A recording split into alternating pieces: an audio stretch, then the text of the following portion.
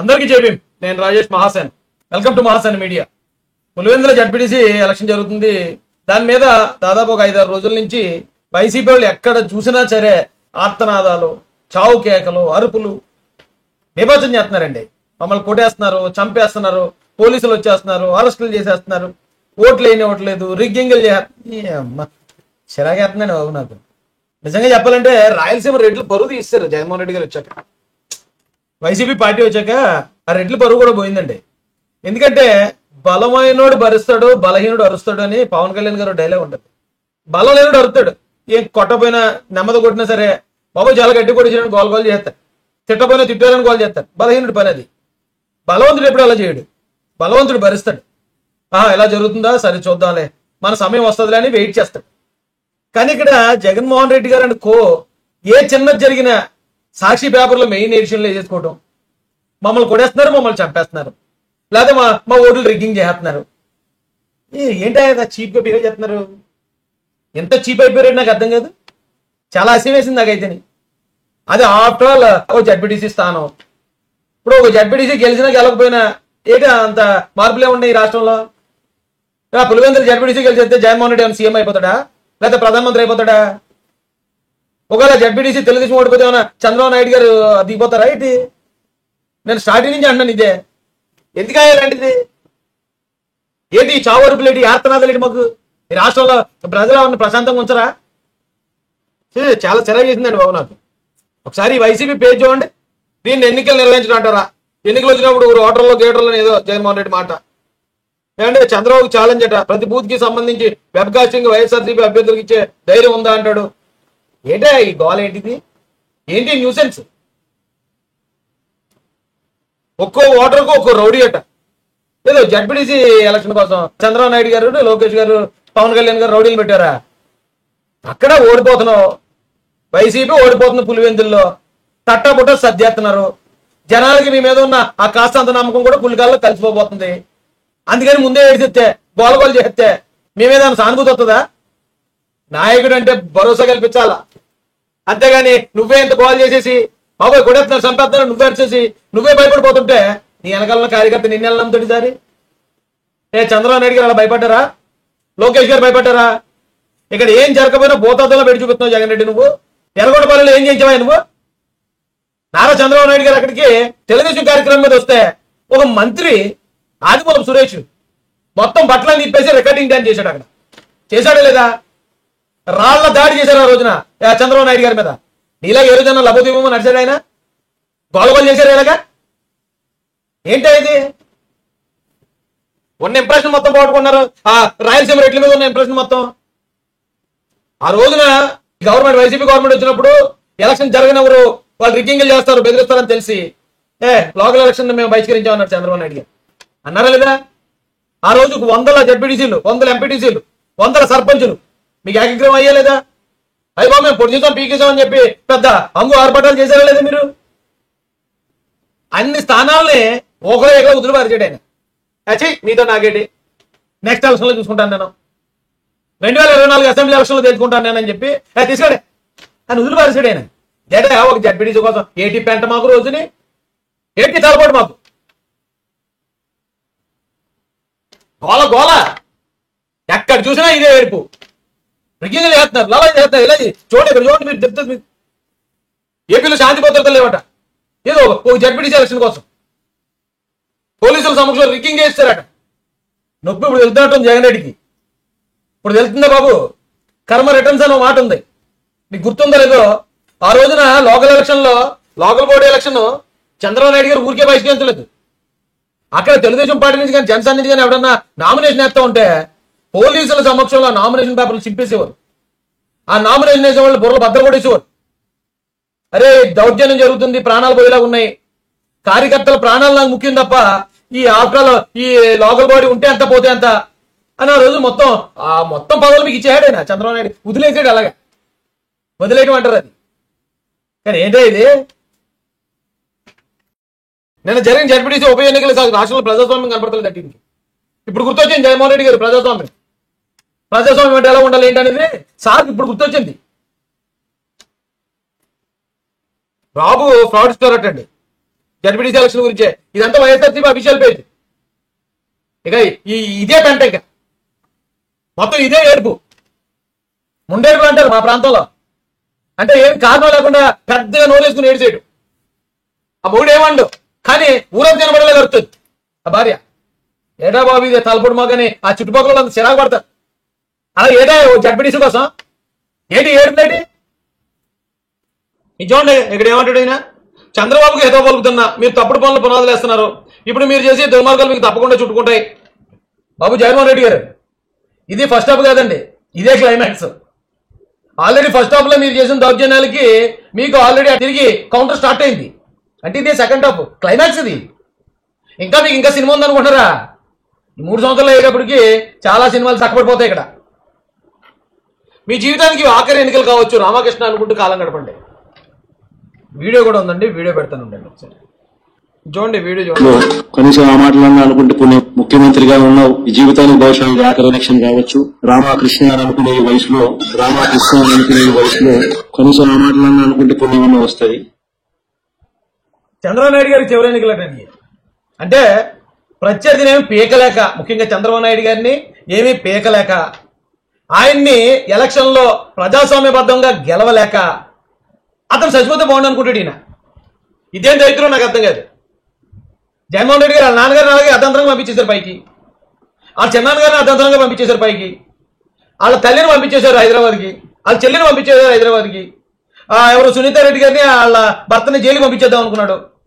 ఏ పంపించేయడమే, చంపేయడమే, లేకపోతే చచ్చిపోవాలని కోరుకోవటం. ఏం బతికాయ బాబు ఇది?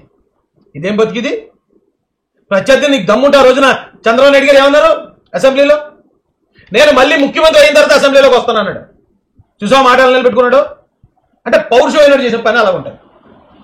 పౌరుషం లేనోడు చేతగానోడు ఏం చేస్తాడంటే అది చచ్చిపోతే బాగుండు, ఏ లారీ అయినా గుద్దేసారి చచ్చిపోతే నేను వెళ్ళిపో కూర్చునిపోతున్నాను అందులో, లేకపోతే ఇంకోటి ఏదైనా జరిగి పిడి కొడిపోయి చచ్చిపోతే ఆ రాత్రి నేను దొబ్బెత్తును.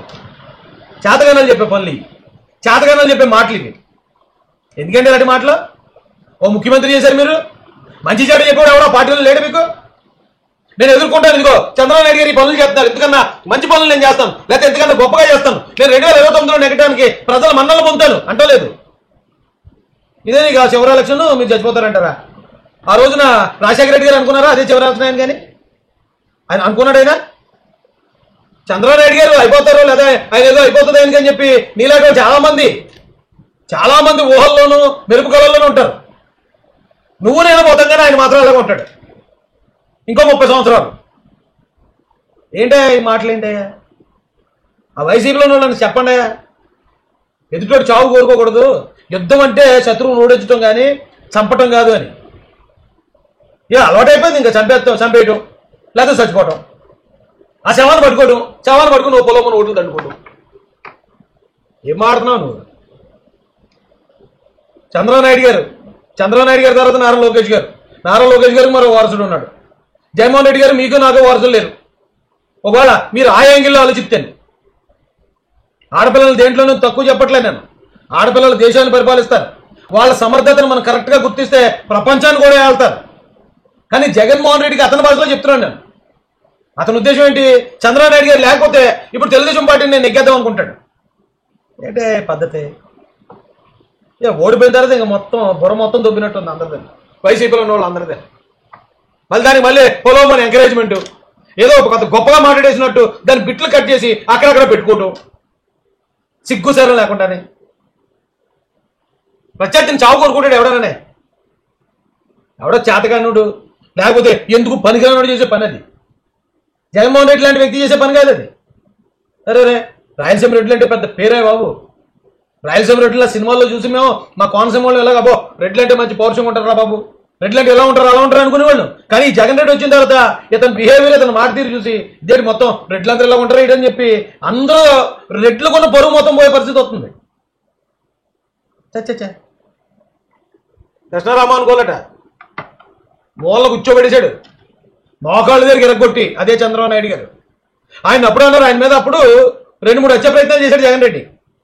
మీరు చెప్తే నమ్మరు, 2-3 హత్య ప్రయత్నాలు చేశారు చంద్రబాబు నాయుడు గారి మీద ఇదే జగన్మోహన్ రెడ్డి.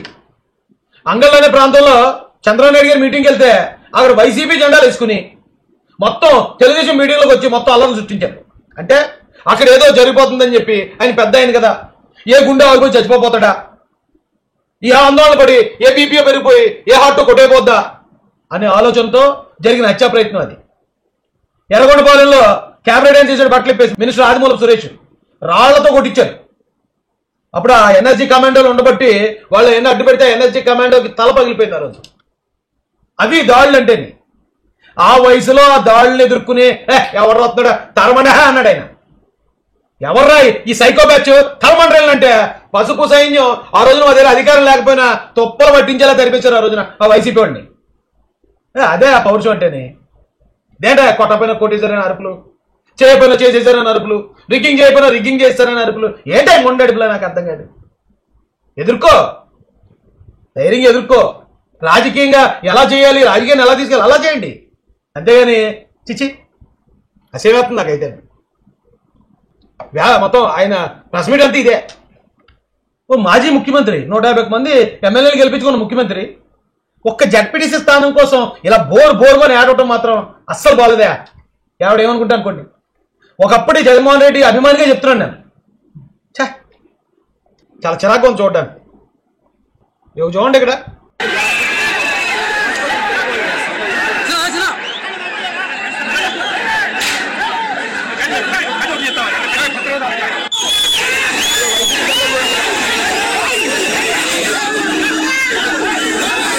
తెలుగుదేశం పార్టీ అధ్యక్షుడు, జాతీయ అధ్యక్షుడు నారా చంద్రబాబు నాయుడు గారు కొత్త ఉంటే ఈ సైకో నాయకుడికి ఏంటి పని? ఈ సైకో నాయకుడి గారు ఏం పని అక్కడ అంటే? అప్పుడు మీరు అలా ఏ రంగం చేశారో ఇప్పుడు కూడా మీరు అలా కొట్టేస్తుంటే కొట్టనివ్వట్లేదేమో పోలీసులు. అందుకని మేము కొడుతుంటే కొట్టనివ్వట్లేదు, అందుకని మమ్మల్నే కొట్టారని ఏడ్చేస్తాం మేము గగ్గోలు పెడతాం, మొండేడుపులు ఏడ్చేస్తాం మేము. ఇప్పుడు ఆంధ్ర ప్రజలందరూ అదే నమ్మేసి రేపు 29 లక్షలు మాకు గుద్దేస్తారు అనుకున్నారా? మీకు గుద్దటం కాదు, ఒంగోబెట్టి మిమ్మల్ని గుద్దేస్తారు. ఇలాంటి ఫేక్ డ్రామాలు అని చూసేశారు ఆంధ్ర ప్రజలు. ఈవేళ మళ్ళీ మీరు వచ్చి ఇలాంటి పరిమాణ డ్రామాలు ఆడతారంటే చూసిన కూడా ఎవడండి? ఎవడు చెప్పట్లేదా బాబు మీకు?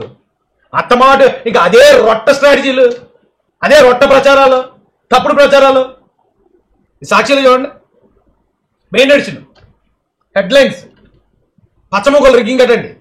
ఎవరో కాలు పడుచుకుంటున్నాడంటే నేను వెళ్ళి పోలీసులు కాలు పట్టుకుంటే నువ్వు పొడి తీసే. ఈ పనికి మళ్ళీ స్ట్రాటజీలు ఎప్పుడో 2019లో అయిపోయాయి కదా అయ్యి.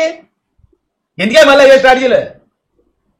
నేను వెళ్ళి పోలీసులు కాలు పట్టుకుంటే యాక్ట్ చేస్తాను, నువ్వు పొడి తీసే వెంటనే మనం సాక్షులు వేసేసుకుందాం. ఏంటంటే బాబు ఎందుకు పట్టుకున్నాడు? మమ్మల్ని ఆపకండి అయ్యా, మా ఓట్లు మమ్మల్ని వేయనియండి అని పట్టుకున్నాడా? ఎవరు చెప్తాడు రా ఇరుపక్క మాటలు? ఆడు ఏ వైసీపీకో దొంగోటేలోకి వచ్చి ఉంటాడు. బొక్కలే వేస్తాడు, నువ్వు దొరికేసా నాకు అడ్డం. కానీ ఆ పోలీస్ ఆఫీసర్ అయితే సార్ వదిలేండి సార్ ప్లీజ్ సార్, నాకేదో డబ్బులు ఇచ్చారు సార్, గంజాపట్లం ఇచ్చారు, అందుకే నేను వైసీపీకి ఓటేనకి వచ్చాను, దొంగోటేనకి, నన్ను క్షమించండి అని కాల్ పట్టుకున్నట్టు ఉంది. మొత్తం ఇవాళ మెయిన్ పేజ్ అంతా ఇదే. ఇది ఒక జడ్పీటీసీ ఇస్తాను. ఎంత గొగ్గలు ఎందుకు పడుతున్నారు తెలుసా? వాళ్ళు ఓడిపోతున్నారు. పులివెందుల్లో చాలా ఘోరంగా ఓడిపోతుంది వైసీపీ. కాబట్టి మనం ముందుగా ఇంత గోలు చేసి గగ్గోలు చేస్తే జనాలు మనం ఓడిపోయిన విషయాన్ని మన ఎదవతానని మర్చిపోతారు. దాని టాపిక్ ఇలా డైవర్ట్ చేసేద్దాం. ఇది ఎప్పుడు చూసినా టాపిక్ డైవర్ట్ చేసే పనులే కదా. ఆయన ఎవరో అవినాష్ రెడ్డిని ఈడ్చుకుంటే వెళ్ళిపోయి పోలీసులు దాంట్లో పడిచేసారు, జీపులను ఈడ్చేసారండి. అది కూడా కర్మ రిటర్న్సే. ఒకప్పుడు వివేకానంద రెడ్డి గారి మర్డర్ చేసిన కేసులో ఇగో అవినాష్ రెడ్డి కూడా ఉన్నాడు, నేను అరెస్ట్ వస్తున్నావు అని సిబిఐ వస్తూ ఉంటే ఏదో ఒక హాస్పిటల్ అండి, శాంతాశ్రమం హాస్పిటల్ ఏదో హాస్పిటల్, ఆ హాస్పిటల్లో ఉండి ఇతను పోలీసులతో సిబిఐ వాళ్ళు గెంటించారు బయట పోలీసులతో. అప్పుడు రౌడీలు కూడా పెట్టాడు. అంటే వీళ్ళ చేతుల అధికారం ఉంటే కేంద్ర దర్యాప్తు సంస్థలు కూడా బెదిరించే రకాలు ఇవి. అధికారం పోయింది అనేటట పోలీసుల దగ్గరికి వెళ్ళినప్పుడు పోలీసులు వెళ్ళి అవినాష్ రెడ్డి పద అంటే నెల్లూరు పెద్దారెడ్డికో మాలు తుమ్కో అన్నాడట. నెల్లూరు పెద్దారెడ్డి మాకు బాగా తెలుసు, దాన్ని నీతో మాట్లాడతానన్నాడు. దాన్ని మొత్తం 2 సంఖ్యలో చేతులు ఎట్టి 2 కాలనీ పట్టుకెళ్ళి బోలేరోలు ఇసిరేశారు. అధికారం లేదా మనం బతికిది, అధికారం ఉంటే మనం సిబిఐని కూడా బెదిరిస్తాం, బ్లాక్మెయిల్ చేస్తాం. చూసారా 5 సంవత్సరాలు కూడా తిరగలేదండి. మొత్తం కర్మ ఎలా రిటర్న్ వచ్చేసిందో చూసారా? జగన్మోహన్ రెడ్డి చేతిలో అధికారం ఉన్నప్పుడు లోకల్ ఎలక్షన్ ఘోరాతి ఘోరంగా చేశాడు రాష్ట్రం అంతా. ఆ ఎలక్షన్ కట్టుబడుతున్నాడని ఆయన నిమ్మగడ్డ రమేష్ కుమార్ గారిని ఎలక్షన్ కమిషనర్ని చిత్రహింసలు పెట్టాడు ఇదే జగన్ రెడ్డి. ఈవేళ వైసీపీ వాళ్ళు వచ్చి అందరూ పోస్కోల్ కబుర్లు, election commissioner state election commissioner కూడా కలిసిపోయారు. స్టేట్ ఎలక్షన్ కమిషనర్ ఎవరు? నీలం సహాని ఎవరు? ఓ మహిళ. IAS officer. ఆవిడని అపాయింట్ చేసింది ఎవరు? ఇదే మా జగ్గారెడ్డి అన్న. జగ్గారెడ్డి అన్న అపాయింట్ చేసాడు ఆవిడ్ని. ఈ రోజు నా జగ్గారెడ్డి అన్న తిడతాడు ఆవిడ్ని. ఆవిడ కూడా కలిసిపోయిందట. అయిపోయింది సినిమా. ఇక పులివెందుల్లో కూడా ఓడిపోవడం అంటే మామూలు విషయం కాదండి. కాకపోతే ఇది నీవు నేర్పిన విద్యేగా నీరజాక్ష అన్నట్టు జగన్మోహన్ రెడ్డి గారు చేసిన పని ఇది. తిప్పి కొడుతుంది అంతే. ఇప్పుడు చేసిన తప్పులన్నీ తిప్పి కొడుతున్నాయి. అయితే ఇంకా మాకు టైం ఉందనుకుంటున్నారు వీళ్ళు. ఈ లోపల సినిమా అయిపోద్ది. తర్వాత సీన్లో ఉండమండి. సినిమా అయిపోద్ది, ఎండ్ కార్డు వచ్చేద్ది, బాబు లేకండి మీరు బయటకు వెళ్ళండి, పంపించేస్తారు అంతే. ఎప్పుడో గెలుతాం అంటున్నారు. గెలపోతే ఇప్పుడు ఆల్రెడీ గెలిచి ఉన్నారు కూటమి ప్రభుత్వం. మరో 3-4 సంవత్సరాలు ఉంటారు. ఆ తర్వాత గెలిచి మేము ఏదో పీక్ పూడి చేస్తాం అనుకున్న ప్రతి ఒక్కరు ఒకసారి ఆలోచించుకోండి. ఈ లోపు మీరు అప్పటిదాకా క్షేమంగా ఉండండి, మంచిగా ఉండండి. అదేంటా తర్వాత ఎలక్షన్ 2029 కూడా మీరు ఓడిపోతారు. అప్పుడేంటి పరిస్థితి ఆలోచించుకోండి. అప్పుడు అసలు ఈ పార్టీ ఉంటుందా మనుగడలో? ఇప్పుడు 11 సీట్లు వచ్చింది, అసెంబ్లీలో మనుగడలో లేదు. అసెంబ్లీలో వైసీపీ లేదు. అసెంబ్లీలో కేవలం Telugu Desam party, Janasena party, BJP పార్టీకి ఎవరైనా ఒకవేళ ఇండిపెండెంట్ ఎవరికి వెళ్ళనట్టుంది, వాళ్ళే ఉన్నారు అసెంబ్లీలో. అసెంబ్లీలో వైసీపీ కన్వర్గ్ అయిపోయింది. 29 ఎలక్షన్కి రాష్ట్రం నుంచి కూడా వైసీపీ కన్వర్గ్ అయిపోయింది. ప్రవర్తన ఎలాగే ఉంటే ఇదే నీచ మనస్తత్వం, ఇదే బురద జల్లే కార్యక్రమం, ఇదే అబద్ధాలు ప్రచారం చేసుకునే బతుకైతే 2029 తర్వాత వైసీపీ ఇక్కడ ఉండదు. నేను గతంలో కూడా చెప్పాను ఇదే కాన్ఫిడెన్స్తో. జగన్మోహన్ రెడ్డి నువ్వు ఓడిపోతున్నావు. నువ్వు నీ కింద ఉన్న నీ ఓట్ బ్యాంక్ ఏదైతే ఉందో నీ కొమ్మ నువ్వే నరుక్కున్నావు. నువ్వు ఓడిపోతున్నావు, రేపు పొద్దున్న ఏకాగా అయిపోతావు నువ్వని అప్పుడు కూడా ఇలాగే చిలక చెప్పినట్టు చెప్పాను. అబ్బే మంచి మాటలు రుచింతో ఏంటండి, రుచించవు. ఇప్పుడు కూడా చెప్తున్నాడు ఇదే కంటిన్యూ అయితే ఇప్పుడు అసెంబ్లీలో కన్వర్గ్ అయిపోయిన వైసీపీ పార్టీ రేపు రాష్ట్రం నుంచి కన్వర్గ్ అయిపోద్ది. రాసి పెట్టుకోండి ఎక్కడన్నా.